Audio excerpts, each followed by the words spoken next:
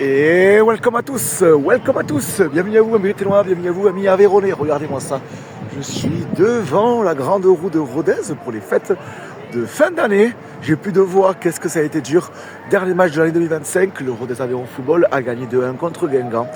Le plus important c'était la victoire, les 3 points, on se fait du bien au classement, on est 11e à l'heure où je vous parle, regardez-moi cette petite vue. Petit cadre champêtre, ça fait plaisir, voilà le grand foutoir. Mais on a serré les fesses quand même. Hein. Première mi-temps, et bien, finalement Lansaragno est pour une fois notre avantage. On concède un penalty, mais magnifiquement arrêté par Quentin Bratt.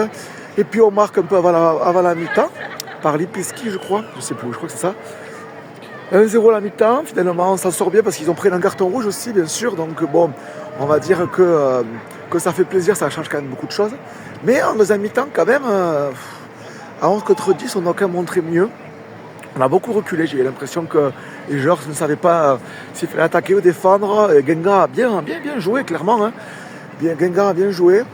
Nous, on a une super défense quand même, on a quand même bien résisté avec l'aide du public. Il faisait bon ce soir à Polignon. Regardez-moi cette fille. Il faisait bon ce soir à Polignon. Et puis un penalty, enfin pour nous, pour une fois. Baldé qui marque, imparable. Merci, ça lui fait du bien un petit peu. Ça lui met un peu en confiance. Mais pro à 2-0, on a la balle 3-0, mais finalement, Guingamp pousse et puis ils obtiennent un penalty. Donc ils réalisent le score à 2-1. Après 8 minutes de temps d'arrêt de jeu, ça faisait mal. Beaucoup de corners pour Guingamp, mais finalement, on a résisté. Donc des guerriers, on a retrouvé quand même une mentalité, même s'il y a encore des choses à améliorer dans plein aspects du jeu. Le plus important, c'était la victoire pour se rassurer pour cette fin d'année avant d'attaquer l'année 2026 à Pau, en espérant des jours meilleurs et puis remonter encore plus au classement.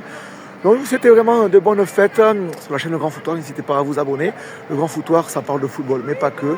Et puis clairement, voilà, ça fait plaisir.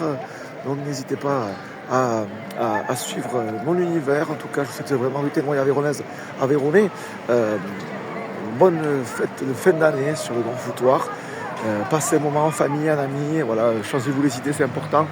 La vie n'est pas facile dans le football, la passion commune malgré nos différences. Donc voilà, c'était une petite vidéo à la bonne franquette. Plus de 10 000 abonnés, encore merci pour tout. Allez Rodez, bravo aux joueurs, bravo au staff, on continue comme ça. Ensemble c'est tout.